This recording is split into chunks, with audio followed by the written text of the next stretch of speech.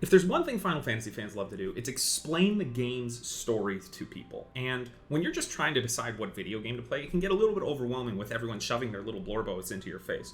So today I'm going to try to explain to you which Final Fantasy game you should play, but with more of a focus on the mechanics of each game rather than the story. So there are a bunch of different things that make a game a Final Fantasy game. I'm going to give you the primary gameplay mechanics, I'm going to give you a little elevator pitch for the story, and then I'm going to give you one more thing to really push you over the edge. I'm also going to talk about my favorite card from the Final Fantasy Magic set, and I'm also going to give you the version that I think you should play, and if I think you should play with a guide. Though the goal of this project when I started it, back when they announced the Final Fantasy set, was to hit credits on all the Final Fantasy games that I haven't finished, due to some life circumstances, including a cross-country move and a splint on my arm, I wasn't able to finish 15, and I wasn't able to play 11 to the point that I feel comfortable giving you a definitive opinion. So both of those sections will have a flashing warning that this is all my opinion so far. Final Fantasy I is a very straightforward game. At the start, you compose your party of 4 characters from among 6 different classes. Once you have your party composition, that's it for the rest of the game. You don't get to swap anything out or anything. It's a very straightforward NES-era RPG. The only thing to note is that in some versions of the game, you actually use spell slots rather than MP, which I think makes it a little bit more interesting, but not enough that it makes this game really stand out in 2025. The story of Final Fantasy I is also very straightforward. It's just save the world. There are motifs that occur during the story that will reappear down the line within the 16 games, such as crystals, the 4 Heavenly Kings, airships. There is sort of, I guess, history there, but you're not playing Final Fantasy I for the story. You're playing Final Fantasy I to play Final Fantasy I. You want to play Final Fantasy I if you're the kind of person who wants to have that full merit badge sash of all the games played, like I started at the very beginning, but I can't blame you if you don't start there. One more thing, players will often do challenge runs where they compose parties that are just absolutely terrible to see if they can finish the game. The classic one is, can you beat Final Fantasy I with 4 white mages? But I've recently seen some where people have gone through with only a single red mage, only a monk, stuff like that, which feels like it could be interesting. So if you like replaying games, it's a pretty good one. My favorite card from this set is Garland. I think it's the first card that I saw when they started previewing stuff that I pointed out. I was like, I get it. I get what they were trying to do here. The design team did really good on a lot of these cards, but Garland I think is up there for probably one of my favorites.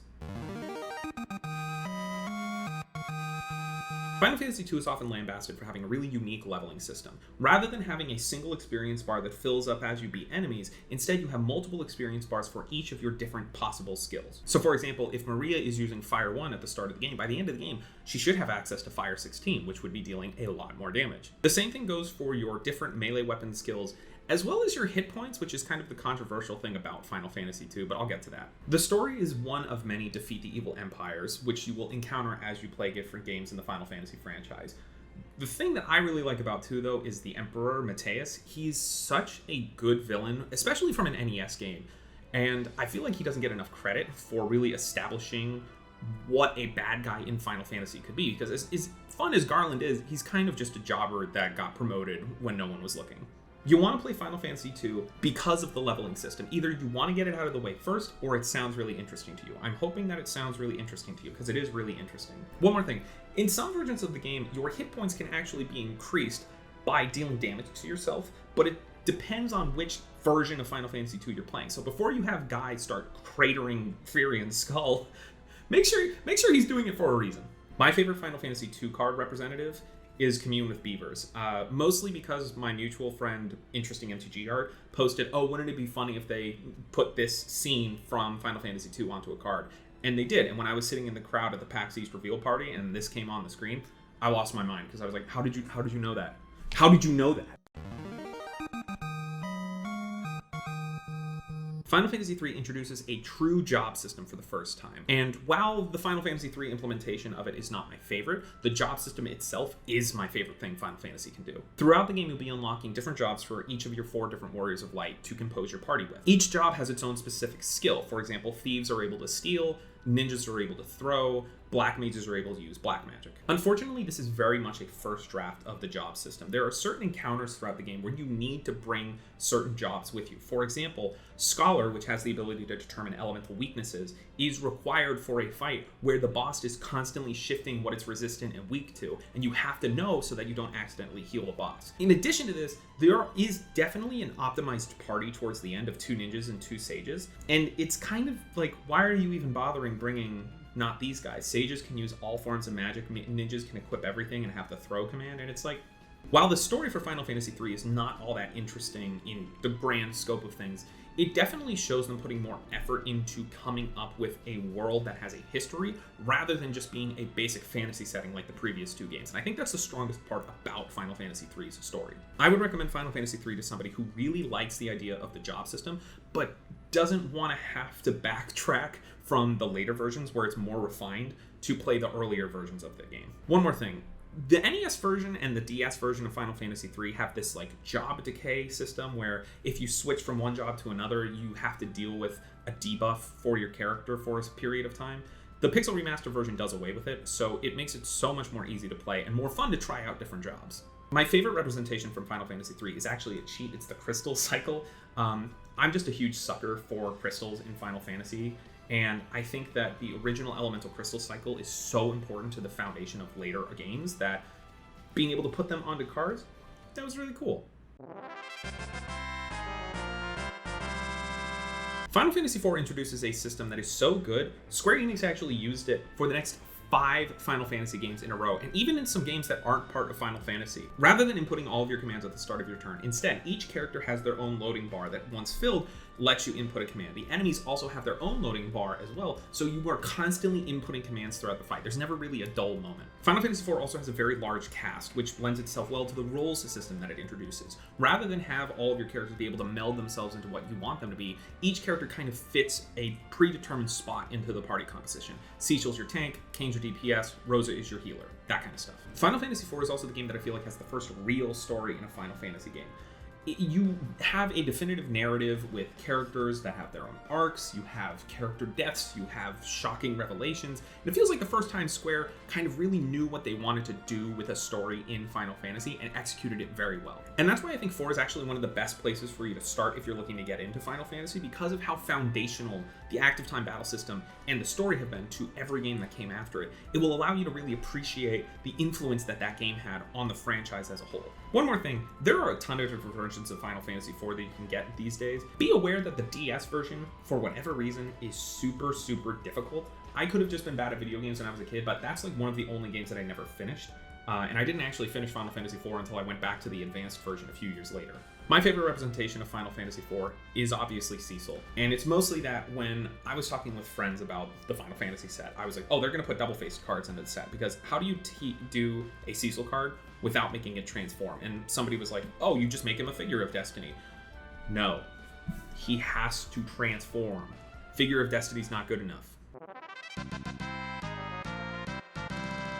Final Fantasy V takes the job system from Final Fantasy III, remolds it, gets rid of all that NES slop, and turns it into my favorite mechanical system in all of Final Fantasy. You still unlock jobs like you do in Final Fantasy III, but the difference is that each job, while still maintaining that unique job skill, has an empty skill slot that you can bring other job skills into. So for example, if you level up your white mage really far, you can actually bring the white magic over to black mages as well, allowing you to create a true red mage. You're also able to do things such as having rune knights, one of my favorite combat classes, wield blue magic, which is my favorite magical system in Final Fantasy. Similar to how Final Fantasy IV was the first true narrative that I feel Square was able to develop, Final Fantasy V was the first true mechanical system that I feel like they were able to develop. Like, they knew what they wanted to do and they executed it perfectly.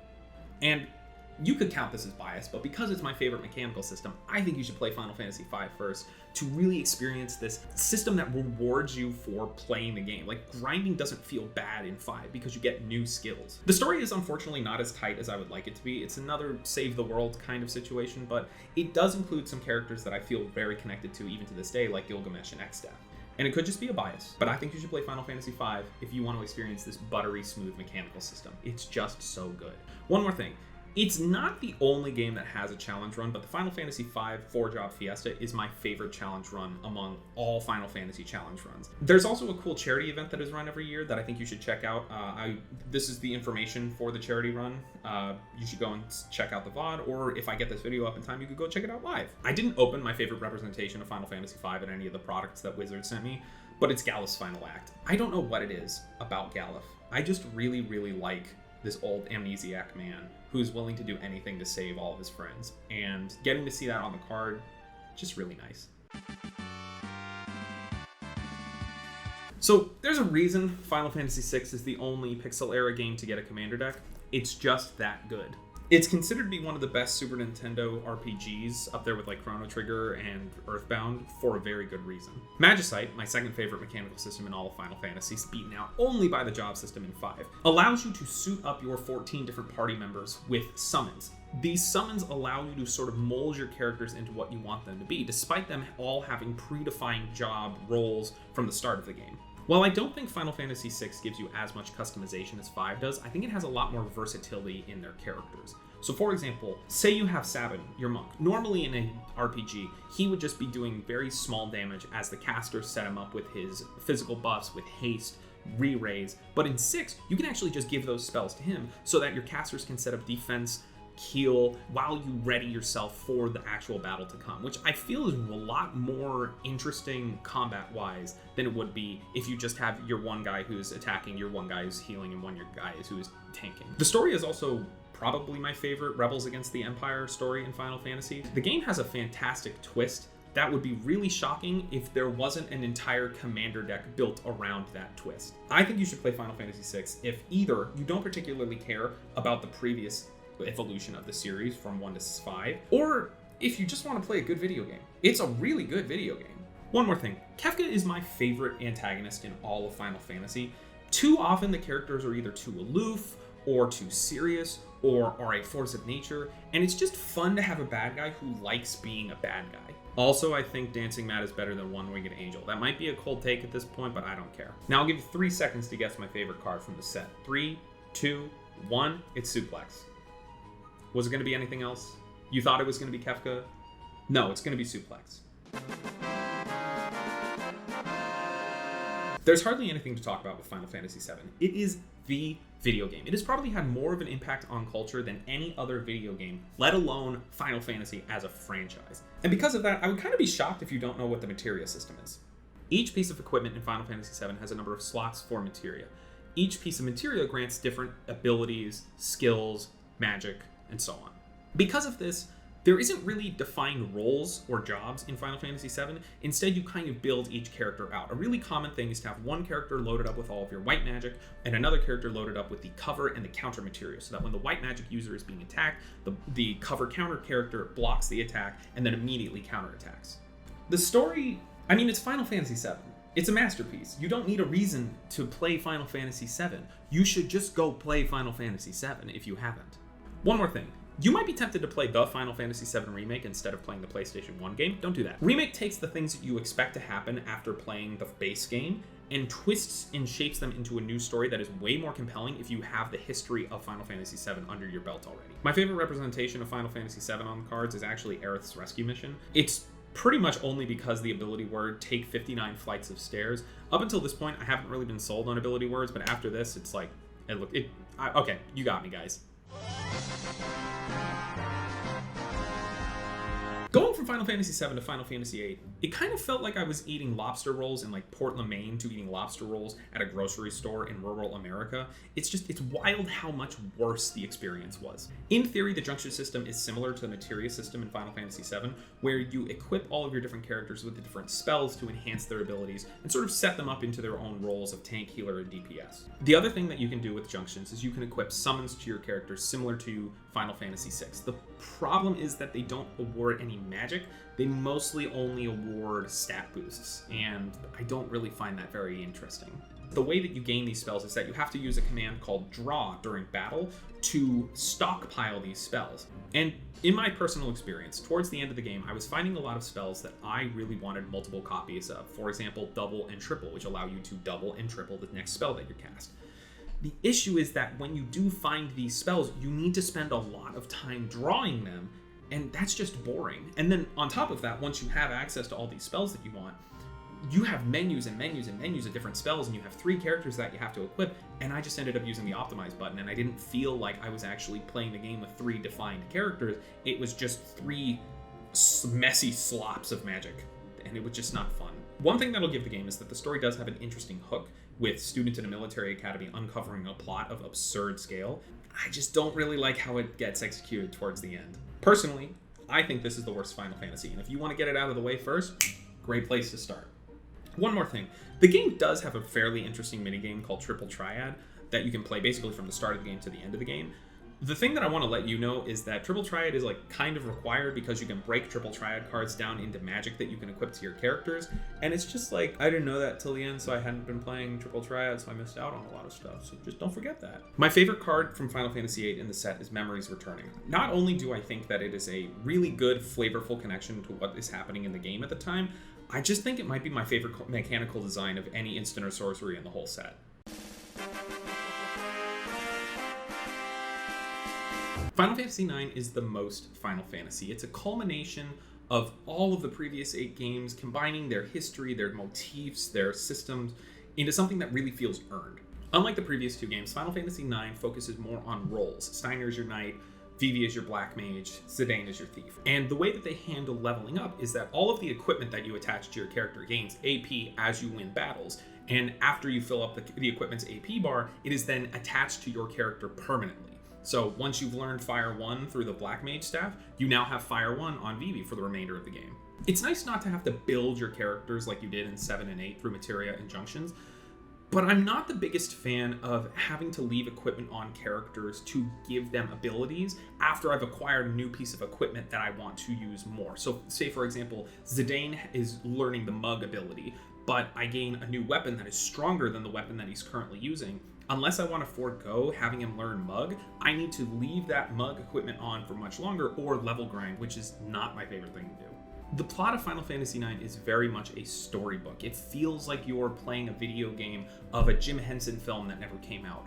And there's really not much to say about it other than that. It is just a good story with good aesthetic. I feel like Final Fantasy IX is a game that you're going to enjoy more after you've played the previous 8 games, but that is such an insane ask for people who don't care about the history and the evolution of the franchise. So if you started with 9, I wouldn't mind. That's one of the better ones to start with. In fact, it might just be the best one to start with. One more thing, Vivi is everyone's son. He will become your son within 10 minutes of meeting him, and if I'm wrong, come find me and make your case. If I think it's a valid argument, I'll give you a sticker or a token from my little box that I carry with me. But you won't get anything out of me, because Vivi will become your son too. My favorite representation of Final Fantasy IX is Unexpected Request, and it's not just because I drew a little comic about it, it's because I love the flavorful representation of Zidane giving Garnet his dagger. I have a very complicated relationship with Final Fantasy X. While doing away with ATB initially felt really odd to me because after it being in the franchise since Final Fantasy IV, I eventually came to appreciate the ability to switch party members out mid-combat. The problem is that the Sphere Grid is my second least favorite mechanical system in the entire franchise, second only to the Junction system. My main issue with the system is that the Sphere Grid is like a skill tree, except instead of being able to hop around on the skill tree from the get-go, you're kind of locked into one particular path. As you complete battles, you gain spheres, which can be used to move along that path to acquire abilities that you can find on that path. But the issue is that certain junctions to the path are blocked by locks that you need to acquire through the game. Level 1 lock, level 2 lock, and it sort of sections off certain overpowered abilities until much later in the game when you have an abundance of these locks. I think when you get to be about 80% of the way through the game, you start gaining spheres that allow you to teleport around on the sphere grid, as well as you've broken most of the locks, so characters are able to move around at will. And I think that's really fun. I think that's genuinely cool to have this massive skill tree that characters can actually share skills on it too. But it takes so long to get access to it that it's just not fun. I didn't really like the story as I was playing the game, but I think a lot of that was that I was really frustrated with the sphere grid system. As I have thought about it more and more, I realized at the core, Final Fantasy X is a romance, and it is the best romance in the entire franchise, bar none. And I think that's why you should play Final Fantasy X. If you really like a good love story, you won't get a better one in the franchise. You might have to deal with some of the jankiness of the sphere grid, but it might also have just been a me thing. One more thing.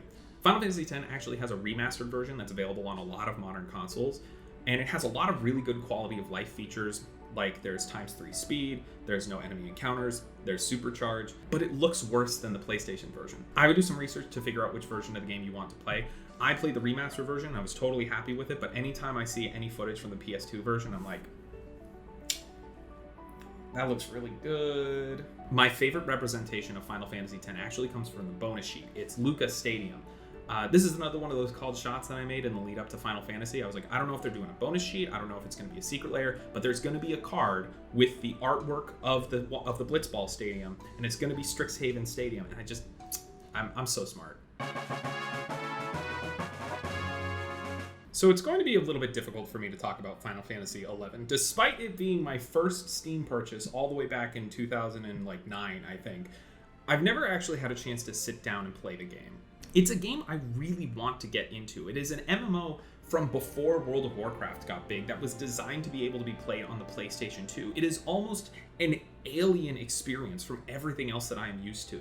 And I managed to install the game, which is apparently really difficult. You wouldn't think it would be, but it was actually really hard and took me like a whole afternoon to get it onto my computer.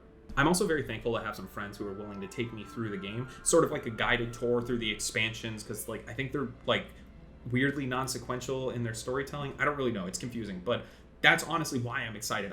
I don't know anything about this game, and I think you would enjoy it too, because it's such a mystery. What's going on in Final Fantasy XI? I want to find out, don't you? One more thing. This game has been online for 20 years. I feel like there is a very real risk of it becoming lost media in the next 5 to 10 years, and I think it's really important for people to have the memory of Final Fantasy XI so that if it does vanish, we still remember what happened in it. My favorite representation of Final Fantasy XI is an easy pick. It's Absolute Virtue. I think it is such a legendary creature within the entire franchise that it's almost like, of course you put Absolute Virtue into the set. Why wouldn't you? And then give it that particular line of text. It's another really good flavor connection that I absolutely love. To me, Final Fantasy XII feels like a game that was trying really hard to be way more than it achieved. The job board is genuinely one of the cooler skill trees I've seen in all of video games. Your character is allowed access to 2 different jobs throughout the game, where you can pull skills from each one and you can create a dual-classed character. The Gambit system is also super cool. It essentially allows you to automate your 2 other party members by giving them if-then statements as if you were programming. For example, your healer can be automated to always cast Cure after a party member goes below 50%, or you can have your DPS character cast Berserk to double their attack power after already loading itself up with other stat boosts through an if-then programming statement. So start with Haste, then give it Protect, then give it Shell, then give it Berserk.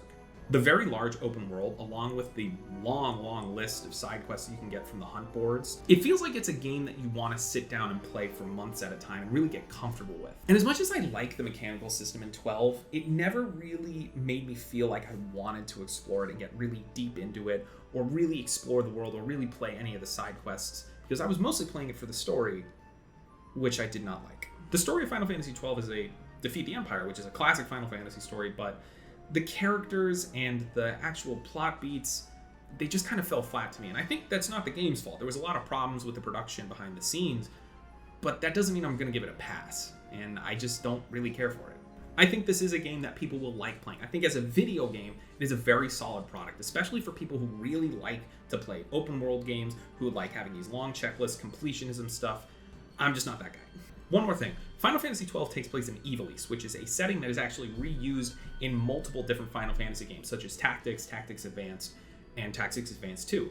If you like characters in those games, you might find some characters that you recognize in 12. My favorite representation of Final Fantasy XII is Balthier and Fran, mostly because I like the idea that the way you describe the mechanics of the card flavorfully is that Balthier pilots and then has Fran take over, and I think that's sort of what you're supposed to get, and I felt really proud of myself for figuring that out all on my own. Why'd I do that? People seem to really dislike Final Fantasy XIII, but I'll be totally honest, it's one of my favorite games in the franchise. The big complaint against Final Fantasy XIII is that it's too linear. I don't particularly mind. Both the story and the mechanical progression of the characters, it's actually, I think it's kind of refreshing. Each character starts off with access to 2 or 3 of the 6 potential skill trees, which you will eventually unlock as you play the game. And again, a common complaint against the skill tree is that it's too linear. Unlike the sphere grid where you were technically able to move around on it, the skill tree in 13, it's just a straight path with like some little diversions, but you stay to that straight path. And while the leveling system I feel is very linear, I think the battle system is actually really, really fun. You have 2 things to consider, the stagger bar and the party composition. The stagger bar is very easy to understand. The enemy has a stagger bar. Once it's filled up, then you can start dealing massive damage to them. The party composition is where I think 13 really shines because you're able to switch mid-battle. So a frequent thing that I did is I would start off the battle with one of my characters debuffing, one of my characters buffing, and one of my characters healing as the boss started laying on attacks to us. Then once they got to a certain point, I would switch to a tank and 2 DPS. And then once we got the stagger bar down, just 3 DPS to beat the crap out of them. And if I ever had any problems with the enemies, I would switch to a tank and 2 healers to focus the damage on the tank while the healers brought everyone back up to full health. And it made battles really tense in a way not a lot of games get to in the Final Fantasy franchise. The story is often also called linear, but I actually really enjoyed the characters. I felt like these were real people that had real feelings about each other, even if they didn't really like each other.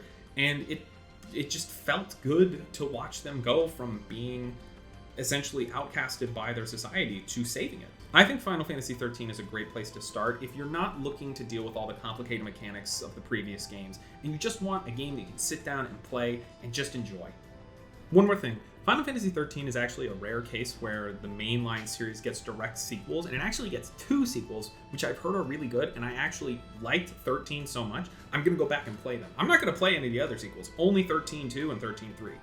My favorite representation from Final Fantasy XIII, I'm cheating again by picking both Fang, Vanille, and Ragnarok, but I think that Wizards being willing to bring Meld back just for these 2 characters is such a cool decision, and I really just appreciate how much thought must have gone into, can we bring Meld back? Should we bring Meld back? And yeah, you can, and you should.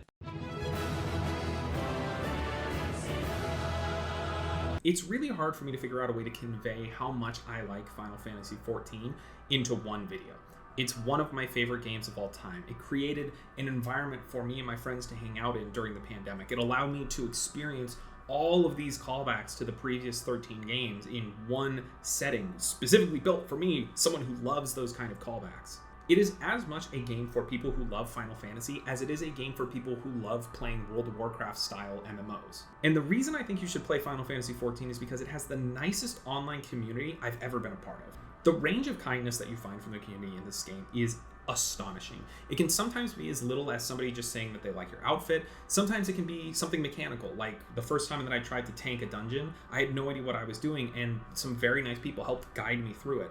Or it can even be a major social experience, like when I was just standing in the middle of a field and I saw this like procession of 15 white chocobos walking by.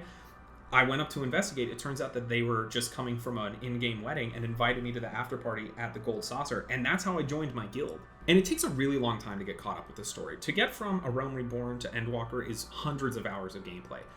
But not only is it worth it, the community will help you out too. Anytime I mention to my friends that, hey, I'm doing a new dungeon when I was playing through Endwalker, 3 people would join up, be like, oh, I want to play it. I want to watch the cutscenes again. I want to see your reaction. Of course, there are toxic people in any online community, but the amount of kindness and charity and just community that I found through 14 is why I keep playing it and why I think you should play it too. One more thing, and this one might seem a little bit random, but I finished a game called Outer Wilds sometime before I finished Endwalker, and when I played through Outer Wilds, I had a moment in a video game that I was like, this is transcendent. I'm never going to be able to experience something as unique and beautiful as this. The final boss fight in Final Fantasy XIV Endwalker allowed me to have a moment like that again. I will not explain either of them unless you come talk to me personally. My favorite representation of 14, very, very easy. It's Xenos. Not just because I like that it's a Final Fantasy V reference on the back, but mechanically, it's another slam dunk. I love that he transforms. I love my stupid little asshole friend. He's the best. So I'm actually playing Final Fantasy 15 right now on my Steam Deck. I think I actually just got to Chapter 6 a few days ago. Again, I was hoping to have this done before I filmed this video, but I was incapacitated because of my wrist splint. I do feel like I've played enough of the game to form an opinion about it, but please understand that this could change down the line as I play more of 15. The game is an action RPG with a focus on exploration in this very large open world in your really cool car, along with Noctis and his 3 best friends. I'm not in love with the combat system. It feels like it's trying to be more. You have weapons that you can switch between. You have multiple party members that you can coordinate. You can freeze time and figure out exactly what you want to do during each encounter. But when it boils down to it, I just find myself holding down the attack button until I need to dodge, in which I hold down the dodge button. And maybe, again, I could be bad at video games, but it just feels kind of hollow. So far, the story is about Noctis, his friends, and their quest to reclaim the throne that was taken from them by the evil empire. The problem is, again, that I haven't finished the game, and I also haven't finished all the extracurricular media activities like Kingsglaive to really definitively say what the story's about. I like this game well enough, but nothing has really locked me into it at this point. If it wasn't Final Fantasy 15, personally, I would drop it, but I'm also not a huge fan of open-world action RPG games. I think if you are a fan of open-world action RPG games, this might be the game for you. One more thing, a lot of people really like hanging out with the boys in Final Fantasy 15, and if I'm being totally honest, I wasn't sold on it. Then recently, in a fight, Ignis tells Noctis, "Gladio has been turned into a frog." And Noctis replies with, "What are you even talking about?" First time I smiled during that entire game. That was really, really fun. And I'm really hoping there are more moments like that. My favorite representation from Final Fantasy 15 has to be Instant Noodles. It's just such an absurd quest that it's another one. It's like Absolute Virtue, where it's so ingrained into the cultural zeitgeist of the game that, of course, it had to be a card. Final Fantasy XVI is the most AAA game in the entire franchise. It has the most amount of money poured into it, and you can tell when you're playing this game. The gameplay is not an RPG. It is a character action game similar to Devil May Cry, Bayonetta, Hi-Fi Rush. When you're playing the game, you have 2 forms. You have Clive, which is your standard on-the-ground fighter. He has a sword, he does really cool moves, and you're able to embody the other primals in the game to change up your combat style. But you also have the Ifrit form, which creates these large-scale kaiju battles, which are the sickest shit ever. The cinematography in the cutscenes and the combat really meld well with the storytelling of the game. It is very Shakespearean high fantasy, and almost feels like Game of Thrones, where Clive is working to fight against this oppressive system that ripped him away from his throne and his family. I think there are 3 reasons you would want to play Final Fantasy XVI. If you really want a good onboarding experience for character action games, this is a great place to start. If you like character action games, it might be a little bit simple, but it's still fantastic. Or if you just don't want to play an RPG or an MMO, this is the most detached from any other gameplay mechanic that I've talked about so far in this series. One more thing. This game has my favorite moment in all of Final Fantasy. And I know that sounds ridiculous with what I said in the Final Fantasy XIV part of this video, but A, it's my videos, I make the rules, and B, it's different. This scene was so incredible to watch, and I watch it on loop sometimes. The thing in 14 was more of a vibes thing. And if you weren't sure what scene I was talking about, my favorite card representing Final Fantasy XVI is Clash of the Icons. It's do or die. So I know that's been a lot of information, so let me try to summarize why I think you should play each Final Fantasy. Play Final Fantasy 1 if you want to start at the beginning. Play Final Fantasy 2 if you want to get the weird one out of the way first. Play Final Fantasy 3 if you just can't wait for the job customization system. Play Final Fantasy 4 if you want to start at what I think is the spiritual beginning of the franchise. Play Final Fantasy 5 if you want the crazy customization of the job system. Play Final Fantasy 6 if you want to skip the chaff and just play the best pixel-era game right from the start. Play Final Fantasy 7. Play Final Fantasy 8 if you just want to get it over with. You should just play Final Fantasy 9 just in general, but I think you'll get more out of it if you play the first 8 games first. Play Final Fantasy X if you want the best romance in the entire franchise. Play Final Fantasy XI if you want to discover what an old MMO is like, because that's why I'm doing it. Play Final Fantasy XII if you really like to get into the nitty-gritty of a game and stick with it for the long haul. Play Final Fantasy XIII if you like having a nice, compact experience. Play Final Fantasy XIV if you want to be a part of the best online community I've ever experienced, but also if you have a lot of free time on your hands. Play Final Fantasy XV if you like open-world exploration games. And play Final Fantasy XVI if you like character action games. My recommendation, play either 4, 6, 7, 9, 14, or 16 first. But to simplify it even further, play 7 first. It's not even in my top 3 Final Fantasies, and I still think 7 is where you should start. But if you want my personal recommendation, I don't think you can go wrong with playing 6, 9, or 16 first. I also think 14 is a really good place to start, but it's such a time commitment, I have to give that sort of heads up first. Thank you for watching, and thank you Wizards of the Coast again for sending me all this product that I've been able to use in my videos as part of the MTG Ambassador program. Now I need to get back to playing Final Fantasy 15, so I'll talk to you next time. Bye-bye.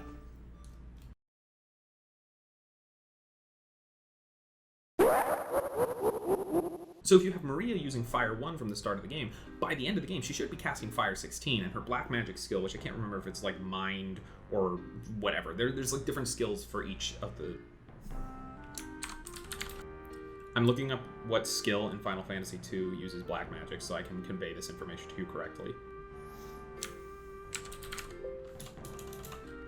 I give up. My favorite card from Final Fantasy 2 is Commune with Beavers. And it's funny because interesting MTG art tweeted out, or blue skied out, or skied it out, whatever. Oh, God. I know that everyone really likes a bunch of all the other... Without the way that they were introduced in Final Fantasy 3, we might not have had Final Fantasy 5, 16, stuff like that. I dropped the card.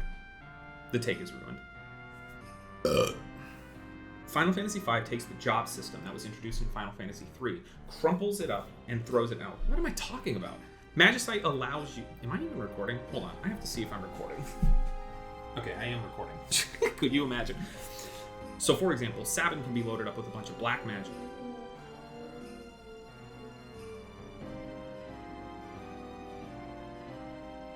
Just making sure I'm recording. Okay.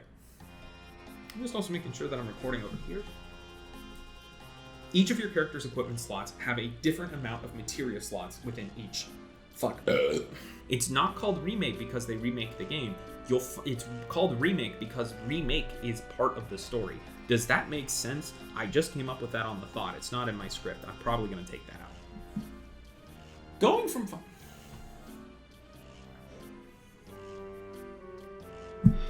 damn it, I'm so tired.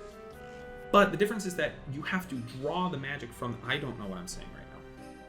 One more thing. The game does have a fairly interesting minigame. Okay, I guess the recording is over. Before I start talking about Final Fantasy IX, I took a break between filling 8 and 9, and I bonked my head, so if you see this, I'm fine, I'm just an idiot. Systems into something that really feels earned.